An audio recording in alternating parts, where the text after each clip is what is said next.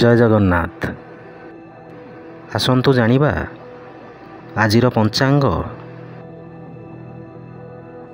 ଆଜି ହେଉଛି ଇଂରାଜୀ ମାସ ଜୁଲାଇ 28 ତାରିଖ 2024 ମସିହା ରବିବାର।